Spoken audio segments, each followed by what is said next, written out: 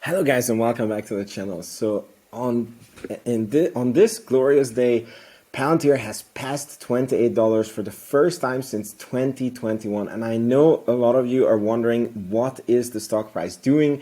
Where do we go from here? And then you open Twitter and then you see Mr. Chris Patel saying started shorting Palantir, and this I believe was 2 days ago. The same day when I bought back my covered calls because I was like, the momentum is just too strong. I made a lot of money on Palantir covered calls, but I was like, this time is different. And then today he he says, come on, you Palantir retards, this all you got? Just increased my short. This is how you get your butt kicked in the stock market. I don't know what it is with Chris and Palantir. I really like him. He has very, very good takes. I really like to hear his thoughts on different stocks, but Palantir is like his kryptonite. He just got it wrong time and time and time again. And at this point, I'm like using him as almost like a counter indicator. Like if he's selling, I'm buying. If he's buying, I'm selling. So but back to Palantir. So my portfolio is feeling the love. You can see my cost base is 8.74 on Palantir, and a $71,000 position is up more than 200%. And it's pretty crazy. First time that it has happened to me because I was a swing trader before. So it feels very, very nice. But where do we go from here? Are we overpriced, underpriced? What is happening? So I want to tell you guys that I think Palantir's fair value with the data that is currently available to us is between $20 to $24. And the key in what I said is with the data that is currently available to us. And what is the data currently available to us? That's the analyst projections, that's management's guidance. So that's the numeric data that is available to us. But what other data is available to us that maybe makes this price make sense?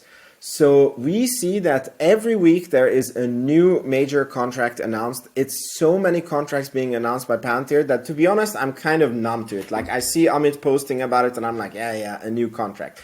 It's like every day. We still don't know the real numbers about AIP. So we have seen now Amit and Arnie at Palantir's AIP.com. They have spoken to customers. They see the reactions. We see the reactions. We see how many people are there.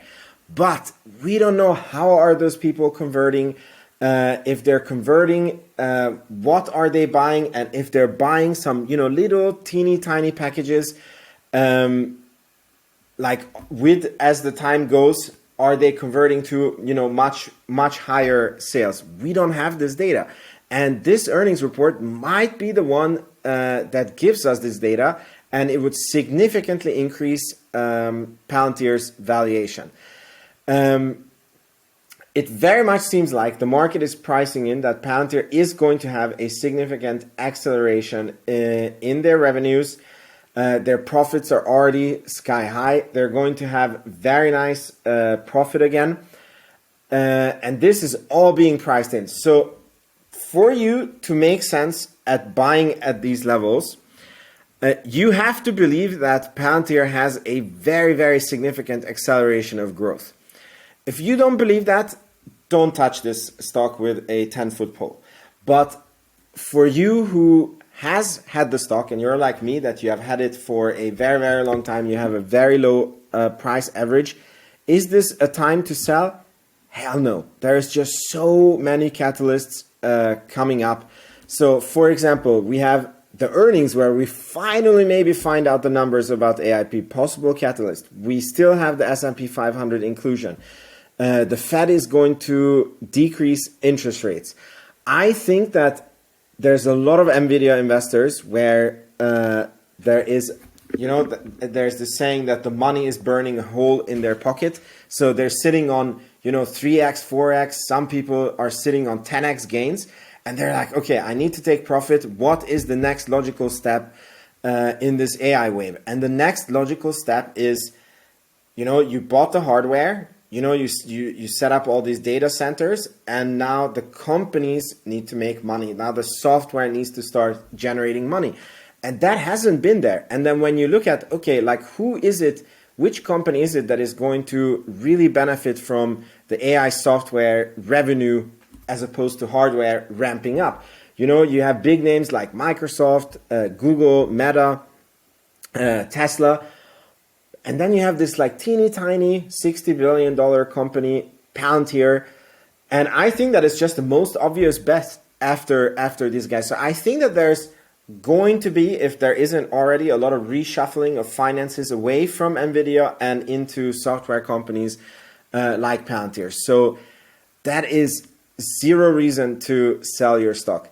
But if you really have ants in your pants, what you can do is you can sell a covered call option, because that would basically hedge you in case the stock price is going down, and it would put some money in your pocket. I'm also looking at this, but I believe I want to wait for earnings, because I think that if earnings is going to be good, this stock is going to go to probably around 35. And that's the point when I want to sell maybe a cover call in the 40s, probably 3 to 6 months out on my full position. And I feel pretty comfortable with that, because even if Palantir rallies past 40 and it goes to 41, 42, it's very easy to manage this position. And I don't believe that after the run that Palantir has had and the valuation that it has had, it's logical that it would get into the 60s and 70s this year. So it's a very easily manageable position for me. And last, to close out the video, I wanted to show you something that I have been wrong on in my valuation, and I just want to show you why. So this is the valuation that you can also get access to if you're a channel member or a Patreon. And by the way, we have 16 channel members now. 2 more people have joined. Thank you so much for supporting the channel. It really, really means a lot, actually, for me. So I've been very much looking at the 2025 price target in this table. And we're so close to 2025 that I should have been looking at the 2030 price table. And the reason is actually because when you increase the growth, the more you go out in time, the more it plays into the valuation. And I can show it to you. So earlier, I had a 20% growth for Palantir. And you can see that the 2025 share price would be $22 based on my assumption. So if you don't know this table, I'm thinking with 32% operating margin, 3% share dilution. And this is adjusted operating margin. So this is basically, you could think of like the operational free cash flow that is discounting the stock-based compensation. And I'm putting a 50 multiple on that, which is quite high when the growth is 20%. But if the growth would be 30%, the 50 is a very, very reasonable multiple. So the 20% assumption gives a 22% share price in 2025, 1 year from now, whereas it gives a 47 price in 2030, which is still not sexy, but I don't believe that this is the growth of Palantir. Now, what I wanted to show you is this part of the table discounts back. So if you want to have a 20% return, which I like to shoot for when I buy stocks, and if you believe that in 2025 the stock price is going to be 2022, then today you would need the stock price to be, this is probably a little bit off, I need to, because it's only 1.5 year. Yeah, it's correct.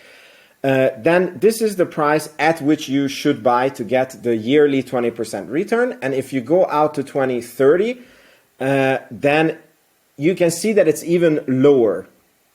And this is very interesting because when you increase the growth, this number flips. So let me show you, if we increase to 25, you can see that the current stock price is $18 for 2025. But if you're looking at 2030, it goes up to $19. So this is very, very interesting. Now, I think that this is the big question mark. So even before AIP, Palantir was able to grow 30% year over year with very bad go-to-market strategy, no advertising, no sales team, them being very bad at sales, right? So with the AIP, it would be logical that they go way over 30%, right? Because now they know how to sell. They have a good go-to-market strategy. AI is, the new hot thing around town. This was never the case. And even at that time, they were growing at 30%. So now what happens if we increase this to 30%? Then you see the 2025 share price of 26. And with 20% return, $19 would be a fair price. But if you're looking out to 2030, $25 is the share price. And here's the crazy thing. I know most investors don't count like this. They count 15% or maybe even lower. They add a few percentages to market returns. So let's say like 9% is the market return. So they add 11%. And look at what happens to Palantir stock price. Then if you're looking out to 2030, even $41 would be a good entry point. So this is the big question that I think that the market is really fighting on right now. Like, what is the real growth of Palantir? And this is what we're going to find out from the next earnings. I would vote for something like 25%. I believe that that's quite pessimistic, realistic. I can see that, some years, maybe in 20, because you realize if you put 30%, it means you're believing that every year from now up to 2030, they're going to grow 30%. And that is a very, very tall order. 25% I think is much more doable. And you see the stock price is $31 with counting 11% return. I don't like to count the return that low, but I know many people who are on the market are doing like this. If you want 15%, $25 is the good price for you. So you can see that Palantir currently at 28 is slightly over this price. So this is my opinion on Palantir. Definitely not selling, but I'm also not buying at this point. I want to wait for earnings, and I believe that we're going to go up to around the 35 level, at which point I'm going to write some cover calls, and of course I will keep you guys in the know about it. Now, please let me know in the comments if this video made sense and if you have any questions regarding the valuation. Otherwise, if you see my videos, I'm trying to do daily videos, but I just was on a break for 3 days. It's because my daughter has been sleeping very bad, and my wife, who's pregnant, and our daughter is 8 months, was also sleeping very bad. And I basically took the baby at nights for a few nights, and then I was super tired. So even when I didn't take the baby, I just crashed out yesterday. So today I'm well slept. I'm making the video, and I mean, you could not make a video about Palantir reaching $28, right? So if you don't see me every day, I'm still fine. I'm probably just sleeping with a very cranky baby, and I'm also very cranky. Anyways, I'll catch you guys in the next video. I hope you like this one. Ciao, ciao.